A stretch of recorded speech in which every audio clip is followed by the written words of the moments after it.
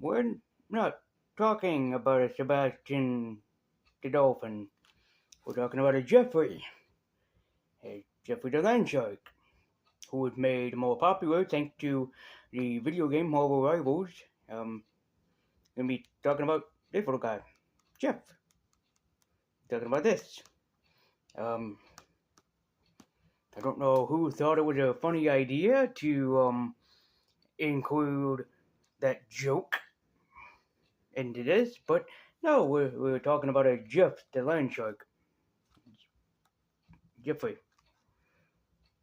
So the editor on this either had a good intention idea, or he probably thought it would be a funny joke and idea.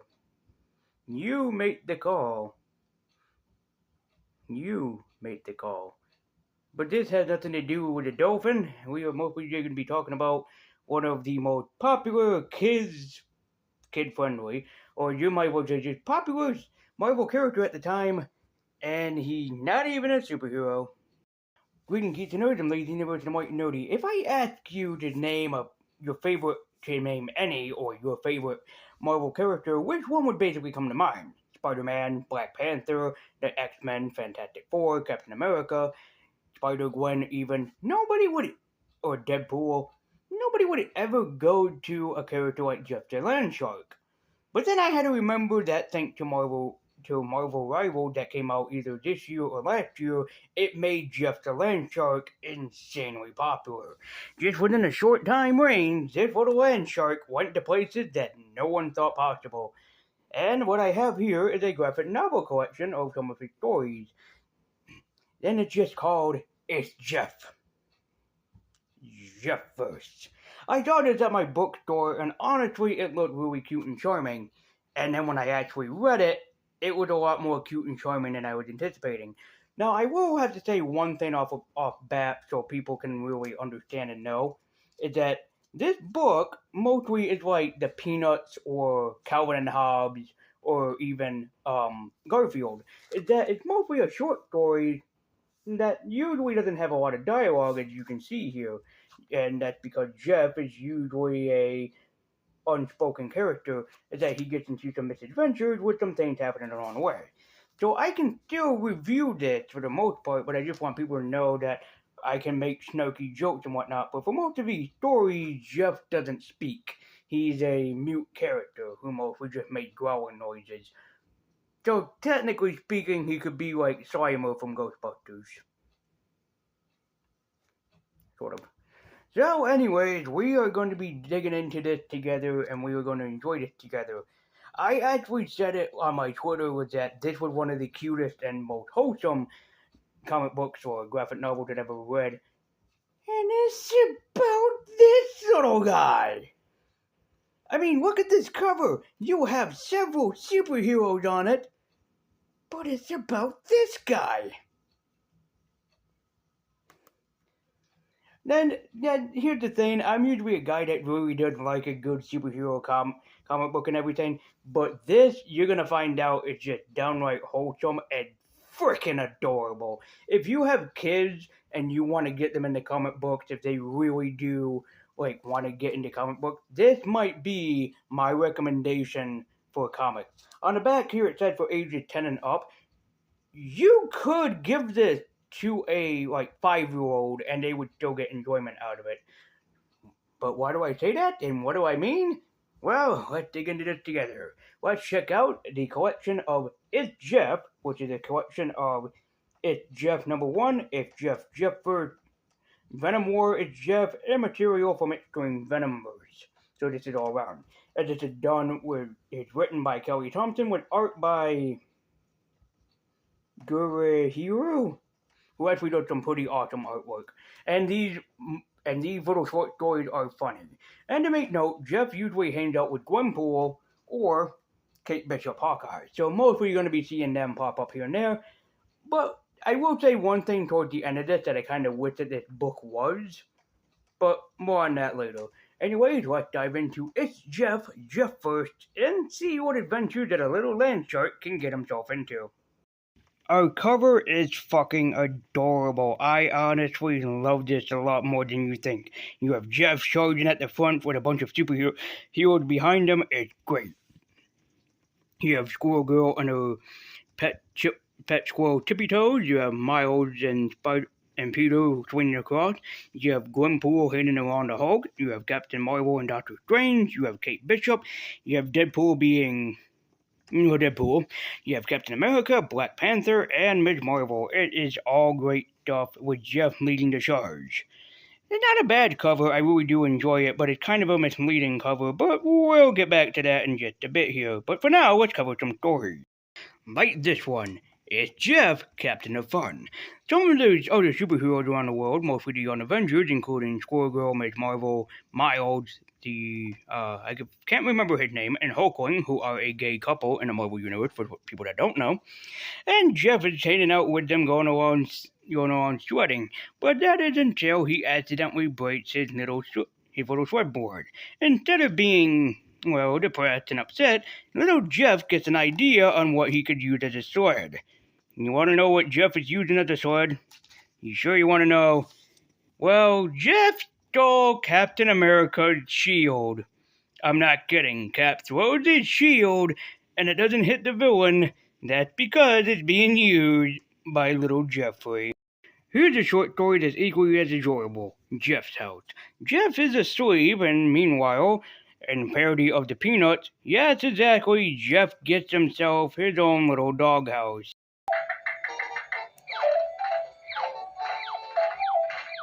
What's going on here?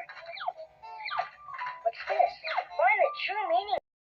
Oh, come on, you guys know I had to. It even looks like Snoopy's little doghouse, and it's so cute.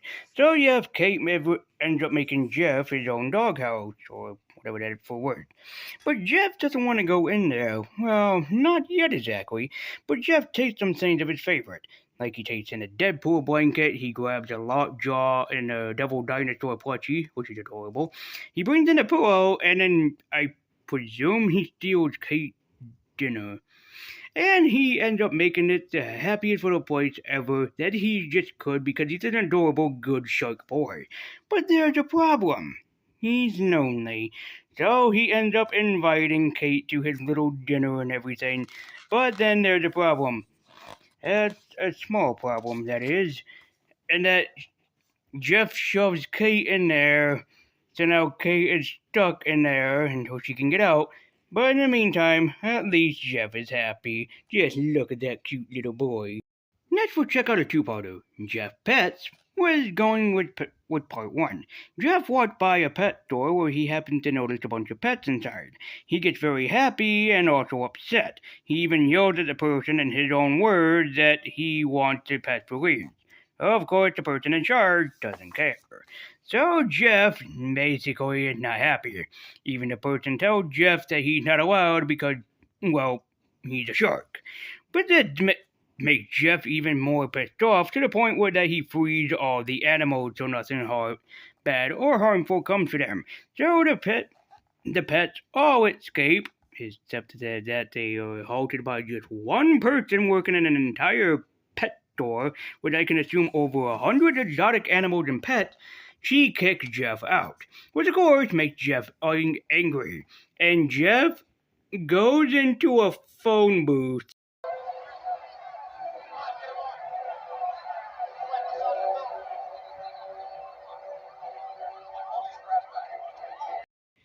As a Superman fan, oh my god, you cannot tell how big I'm smiling just seeing this, but yes, it's a Superman parody.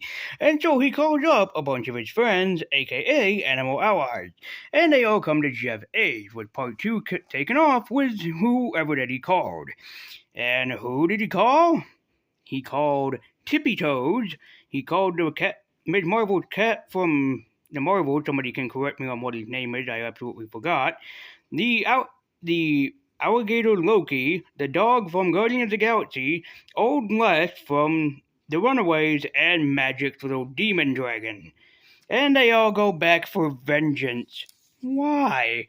They all are in there for the total of 1 minute, do a Jurassic Park parody, because of course that's mandatory, and then they all play around with the animals themselves, and it is so funny, except for Ms. Marvel's cat thing eating a snake. Good for you. So, yeah, until Squirrel Girl calls back Tippy Toes and all the animals escape out of there, basically free world style. And that's at the end of the story, as Squirrel Girl witnesses a bunch of animals all chasing after her and running after her, but Squirrel Girl doesn't care because she's a friend to all, and Jeff just sits there like the good, sweet little boy that he is. Alright, let's check out one final story. Venom War is Jeff. So let's begin. Which is a dialogue-driven story. Anyways, in the New York City of, New York, Gwenpool and Kate Bishop are hanging out, waiting that they're going to go hanging out with America Chavez, another character in the universe. But they want to make sure that Jeff is ready. And Jeff becomes ready while he dresses up like a ducky. Because he can. Come on, Jeff, you can't be that serious. And of course he's serious. He wants to be a duck. America will be here literally 68 seconds. You know how grouchy she gets if you make her wait? And Jeff's reaction is to get annoyed. So hurry it up or you're not going, Jeffrey. And of course, Jeffrey's not too happy. Jeffrey wants to dress up, so he goes back into his room, trying to think what he wants to dress up as. A unicorn, Spider-Man, Sly Cooper, I presume? Or Wolverine, which just was hysterical and hilarious. Which of course, Jeff is confused. So Jeff is basically trying to do his best to hurry up until America Chavez shows up while Gwenpool and Kate tell him to hurry the hell up. That is until America shows up, pulls the two in, and then Jeffrey starts getting attacked by the symbiote, with America Chavez showing up. Sorry, Jeff, you snooze, you lose. I got 6 more pickups. And of course, nobody sees that Jeff is going to be attacked by this thing. And it turns Jeffrey into Free Willy? Okay, I know that he's a symbiote, but still, come on. Jeffrey tried to do his best to get the thing off, but unfortunately the symbiote is attached to Jeffrey, which makes him both irritated and also upset. He tried to do everything and anything to get the symbiote off him. He goes into a car wash, he tried to get it off, he tried to eat everything and anything that he can get his hands upon, but the symbiote just won't leave Jeff alone. And Jeff is very confused about this. So he and the symbiote somehow make a deal with one another. Not even kidding. Jeffrey wants to eat everything that Jeff wants, while the symbiote mostly just wants ice cream. So the two have an idea to head to the carnival to go and get ice cream. And indeed, the two of them end up doing so, getting into one hell of a massive, pretty big mess with everything, eating everything in sight, but mostly the symbiote wanting to eat ice cream and Jeff eating, well, everything else. And yeah, everybody is very confused about what's going on here. I've never seen anything eat so much so fast. I'm ruined. Well, not really. I mean, if somebody got to pay for this, you know. Yeah. As anyway, symbiote beings end up showing up, which because, of course, Venom has infected other people, and Jeff attacks. But Venom doesn't seem too happy that Jeff is attacking his children until he makes Jeff go buff. Hi, when did this happen? And America Chavez shows up, and just in the nick of time. They're here! And Jeff! Sorta. Is he a zombie out? Not exactly. Jeff had turned into a street shark, apparently, by this point. He's a Venom or something. Not again. And of course, they feel free to tell us that this happened before in Extreme Venomverse number 5, which is a story that was included in here. As everybody tried to get him to calm down, but, well, Jeff was being Jeff. As basically the Challengers, or Unavengers, I'm not sure, by this point, they all team up together to take down the zombie Venomites or symbiotes or whatever have you. And there's good banter between everybody. Yeah, but he can't stay this way. I don't think. I don't think he likes us talking about him, guys. We should table this. And I have a fun idea. Well, more fun than fire. Gwen, why would you want to do fire? Because Carnage is afraid of fire, Venom's afraid of sound. And America Chavez points out that she is never going to live the fire thing down with Gwen, so I assume that this is a funny reference to something. I see a new code name in your future. Listen, only one of us is currently sharing the code name Hawkeye. I walked right into that. Indeed, you did. But the girls, and also whoever that this is, feel free to point him out to me, are taking down the Venom symbiotes until. Not kidding. America Chavez has an idea that involves the song Baby Shark. Let's bat this up so I can show you exactly how this thing go down, shall I? Okie dokie. While taking him on, Venom has an idea. Or Jeff Venom has an idea, because the Venom symbiote doesn't like loud noises. Oh boy, I can't believe she was able to find it that fast. The nerd in me is probably pretty excited about this. And there's an ass shot of Gwenpool. Classy. And yes, she plays the song Baby Shark, which gets Venom off of the people he infected, including Jeffrey.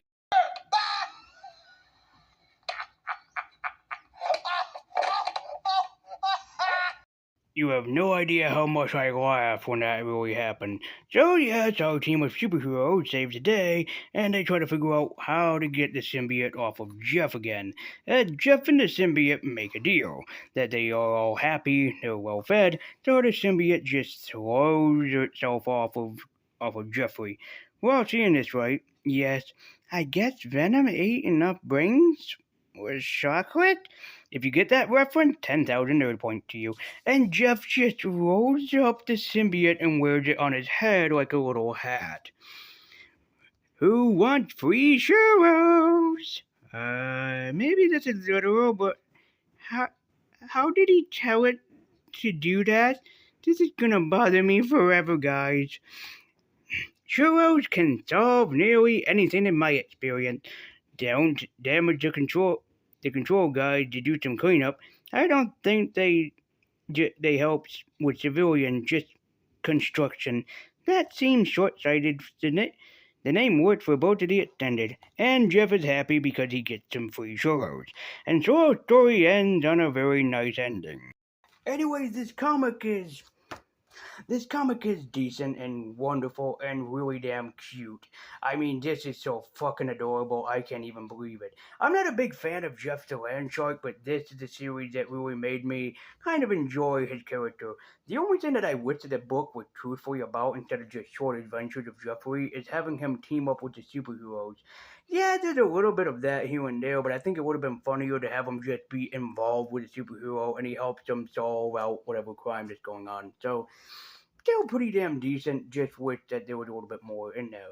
So I really would recommend it to you guys, or if you have kids, this is definitely worth the bang for your buck. It was only worth basically about $17 when I bought it at my bookstore, but that's just me, and I did enjoy my money's worth for it. So this was a good bargain deal buy for me, even though I didn't know I would like this as much as I did, so it surprised me. Anyway, thank you guys so much for watching. I believe you have white nerdy, keep you on. Be sure to like, share, comment, subscribe, and hit that bell icon to be notified every single time I make an upload. And you can follow me at Twitter with the link in the description down below. And are you a fan of Jeff the Landshark, or did I intrigue you on this character? Let me know in the comments down below. So, thank you guys so much for watching. I believe you have white nerdy, keep you on. And until next time, guys, and as always, take care.